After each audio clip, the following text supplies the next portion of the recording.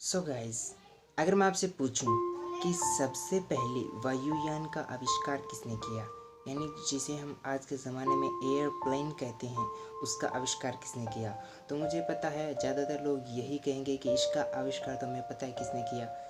Wright brothers ने इसका आविष्कार किया, इसका इन्वेंट किया। उसके बाद से ये जर्नी शुरू हुई एयरप्लेन की, जिसमें जो स्पेसिफिकेशन है वो इम्प्रूव होती गई और इनमें मॉडिफाई होने लगी है। तो इसका आंसर जानकर आप चौंक जाएंगे। तो इसके पीछे की मैं आपको सच्चाई बताने वाला हूँ, तो इसके लिए वीडियो को लास्ट तक ज़रूर वॉच कीजिए। और अगर मैं आपसे पूछूं कि जो ज्वालामुखी होते हैं वो क्यों बनते हैं, और अगर मैं आपसे पूछूं कि सुनामी की गति क्या होती है, सुनामी होती क्या है, और सुनामी क्या क्या नुकसान कर सकती है, तो ऐसे ही टॉप इंटरेस्टिंग फैक्ट्स जानने के लिए वीडियो को लास्ट तक ज़रूर वॉच कीजिए ताकि आप वीडियो को अच्छी तरह समझ सकें। फैक्ट नंबर 1, एयरप्लेन का आविष्कार। हम सभी आजकल जैसे एक देश से दूसरे देश, या कोई मान लो बड़ा आदमी एक देश से दूसरे देश जाता है तो वो आसानी से एयरप्लेन के द्वारा आसानी से जा सकता है। तो पहले क्या होता था कि हमें महीनों साल लग जाते थे एक से दूसरे गांव या शहर जाने में, लेकिन आज हम एक देश से दूसरे देश आसानी से जा सकते हैं। इसका रीज़न यही है कि एयरप्लेन।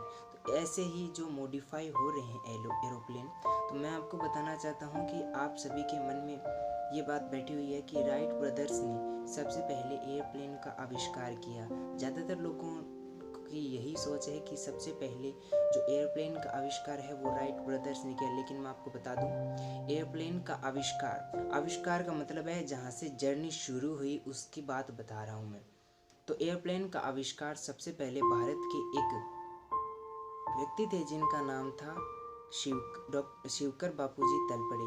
वे बचपन से ही कल्पनाशील में व्यस्त रहते थे, उनकी कल्पना का कोई अंदाज़ा नहीं था। उन्होंने 1895 में सबसे पहला अपना विमान बनाया, जो कि काफ़ी ऊंचा तक उड़ा, जिसे हम एरोप्लेन कह सकते हैं, क्योंकि उससे ही हमें पता चला। एक बात बता दूं, उन्होंने एक महर्षि थे, उनका नाम पता नहीं क्या था, उनसे उन्होंने शिक्षा ली और उन्होंने वैमानिका शास्त्र नामक एक पुस्तक थी, जिससे उन्होंने एरोप्लेन बनाने की कला सीखी और दुनिया को एक नया रास्ता दिखाया। फिर क्या हुआ, जब उनके 8 साल बाद राइट बंधुओं ने, यानी जिसे हम राइट ब्रदर्स कहते हैं, उन्होंने यह दावा किया कि हमने सबसे पहले एयरप्लेन इन्वेंट किया, जो कि एकदम गलत बात है।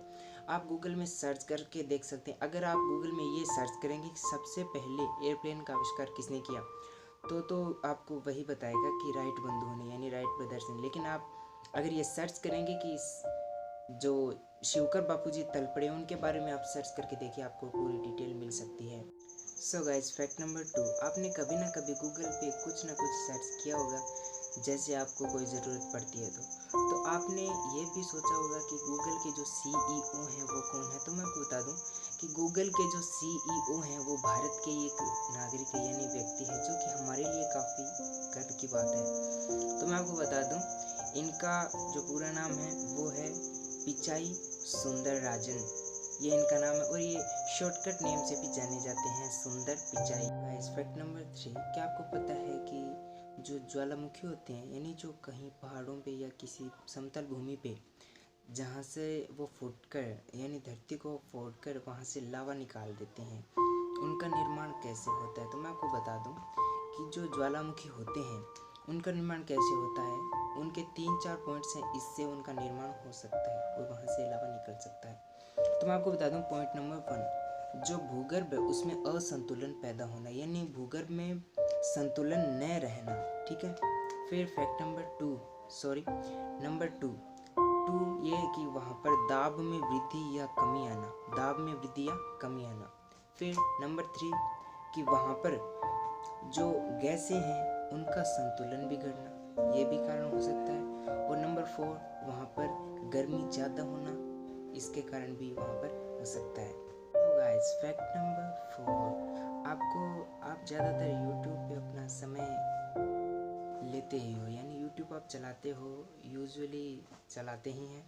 तो क्या आपको पता है कि जो यूट्यूब है उसके जो इन्वेंटर मान लो या फाउंडर्स मान लो, वो कौन है, यानी यूट्यूब को इन्वेंट किसने किया, या यूट्यूब के जो फाउंडर है, यूट्यूब को किसने खोज निकाला, तो वो कौन है। तो मैं आपको बता दूं, इसमें 3 लोग हैं जिनके नाम आपको स्क्रीन में दिखाए जा रहे हैं, जावेद करिन और स्टीव चैन और चैड हर्ले। तो ये जो हैं वो जो YouTube है उसके जो फाउंडर्स हैं, इनकी वजह से आज हम YouTube पे इतना टाइम लेते हैं, तो YouTube पे अच्छी अच्छी नॉलेजेबल चीज़ें प्राप्त करते हैं। सो गाइस, फैक्ट नंबर 5, आप कहाँ पर रहते हैं? आप धरती पर रहते हैं। तो क्या आपको पता है कि जो धरती का वजन है वो लगभग कितना है? मैं फिक्स नहीं पूछ रहा हूँ, यानी फिक्स तो हम बता ही नहीं सकते, मैं आपको लगभग पूछ रहा हूँ कि कितना है। तो आप शायद कहेंगे यार पता नहीं, तो मैं आपको बता दूं कि आपके स्क्रीन पे जो नंबर दिखाए जा रहे हैं, अब आप गिन के देख लो आपसे गिना जा रहा है कि नहीं। मुझसे तो नहीं गिना जाएगा क्योंकि मेरे बस की बात नहीं है। आप देख सकते हैं कि पृथ्वी का जो कुल वज़न है वो आप देख लीजिए 5974000000। अब मुझसे तो नहीं होगा, आप इनको गिन के देखिए, क्या आपको इतनी गिनती आती है? आपने सिंपली वैसे आप गिनते हैं ना, इकाई, दहाई, सैकड़ा, हज़ार, 10,000, वैसे गिन के देखिए क्या आपसे पॉसिबल होता है। मुझसे तो नहीं हुआ। सो आज की वीडियो काफ़ी इंटरेस्टिंग थी।